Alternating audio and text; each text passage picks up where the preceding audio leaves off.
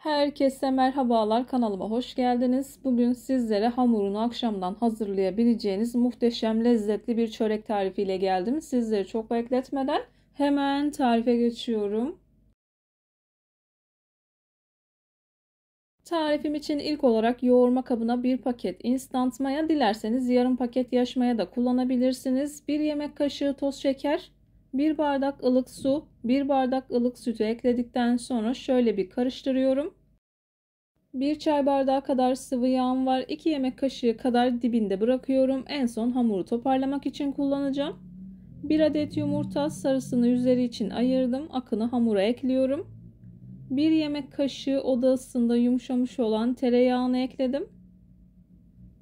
Yavaş yavaş şöyle bir karıştırıyorum. Daha sonra göz kararı olacak şekilde yaklaşık 2 bardak kadar un ekledim. Unun üzerine 1 tatlı kaşığı kadar da tuzumu ekledikten sonra yavaş yavaş hamurumu yoğurmaya başlıyorum. İlk etapta yoğunlaşıncaya kadar spatula yardımıyla karıştırıyorum. Hamur yoğunlaşmaya başladıktan sonra spatulayı çıkartıp elimle yoğurmaya devam ediyorum.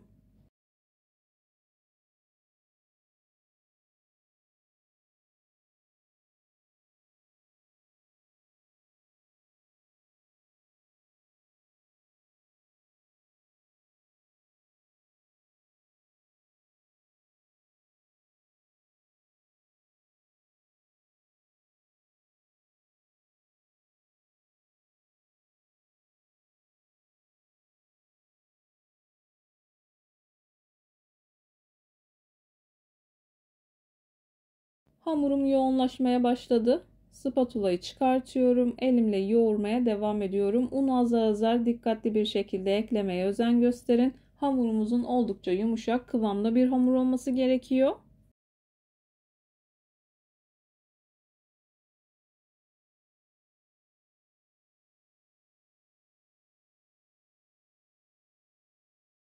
Ben hamurumu yoğurmaya devam ederken buraya kadar gelmiş olan siz değerli takipçilerimden her zaman olduğu gibi ricam yoruma kalp olur, emoji olur veya tarifim hakkında farklı bir fikriniz varsa bunu da benimle paylaşabilirsiniz. Ayrıca videolarımı sevdiğiniz kişilerle de paylaşarak bana bu şekilde destek olabilirsiniz.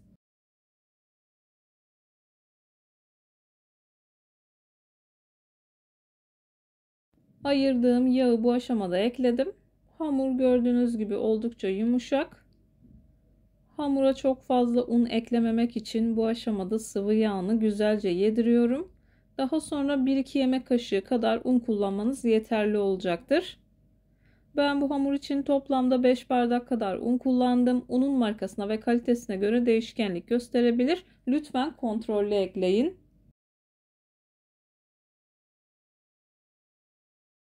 Hamurun üzerini streçle kapatıp kalınca bir sofra beziye sardım. Yaklaşık bir 40 dakikalık bir sürede hamur çok güzel bir şekilde mayalandı. Mayalı bir hamur olduğu için ilk etapta hamurun havasını alıyorum. Bu tarz tariflerde dikkat etmeniz gereken en önemli noktalardan birisi de bu. Eğer hamurun havasını almazsanız yaptığınız hamur işi tariflerinden maya tadı ve maya kokusu alırsınız. Hamurumu tezgaha aldım, yuvarlak bir forma getiriyorum. Ben dikdörtgen tepside hazırlayacağım için yuvarlak değil de biraz dikdörtgen açacağım. Eğer yuvarlak tepsi kullanacaksanız merdane yardımıyla yuvarlak bir şekilde açabilirsiniz. Elimle çok az büyüttüm. Çok az un serptikten sonra merdane yardımıyla açıyorum. Dikkat ederseniz unu çok az kullandım. Sadece merdaneye yapışmasını engelledim.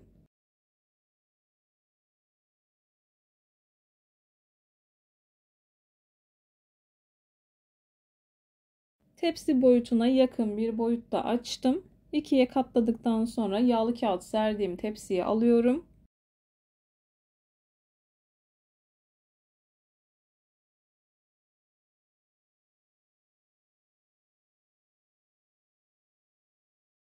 Tepsiye aldıktan sonra eşit bir şekilde kabarması için bu şekilde elimle düzeltiyorum.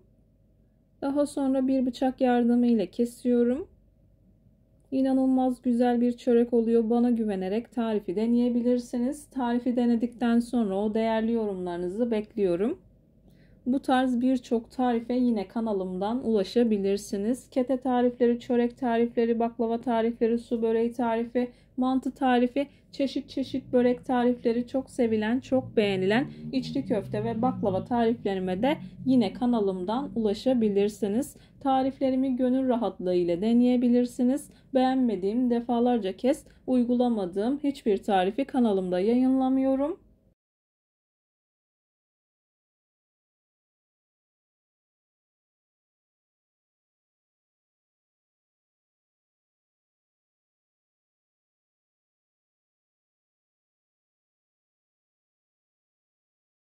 Hamuru bu şekilde kestikten sonra 20 dakika kadar tepsi mayası yapıyorum.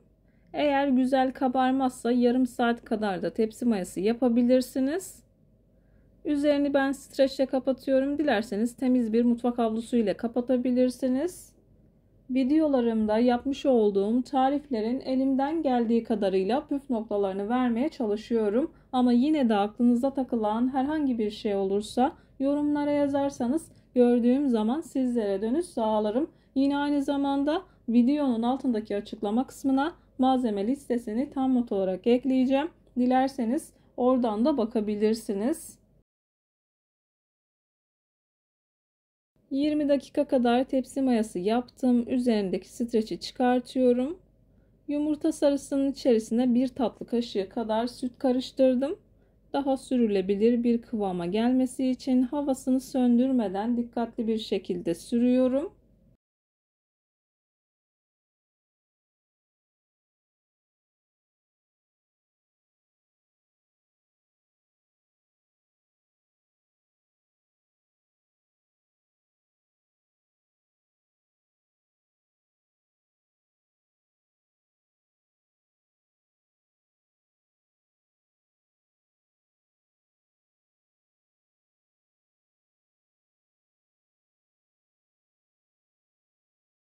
Yumurta sarısını sürdükten sonra ben üzerine biraz kavrulmuş susam serpiyorum.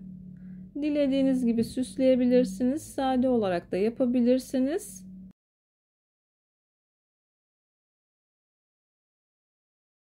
Önceden ısıtılmış 180 derecelik fırında altı üstü güzelce kızarıncaya kadar çöreğimi pişirdim. Çörekler çok güzel bir şekilde kızardılar. Kestiğim yerden tekrardan üzerinden geçiyorum. Daha sonra sizler için doku testi yapıyorum.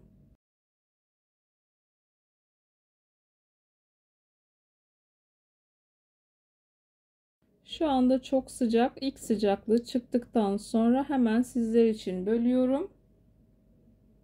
Yumuşacık, pamuk gibi inanılmaz lezzetli bir çörek. Bir videonun, bir tarifin daha sonuna geldim. Umarım tarifimi beğenmişsinizdir. Tarifimi beğendiyseniz beğenmeyi, kanalıma hala abone değilseniz kanalıma abone olmayı, bildirim zilini açmayı lütfen unutmayın. Hoşça kalın. Allah'a emanet olun.